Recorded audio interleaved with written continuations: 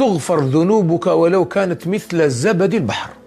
لو كانت كيما الرغوة نتاع البحر كامل يغفرها الله عز وجل بمجرد هذه الثلاث كلمات. تقول سبحان الله وبحمده عدد خلقه ورضا نفسه وزينة عرشه ومداد كلماته 3 مرات عندما تصبح أو عندما تمسي.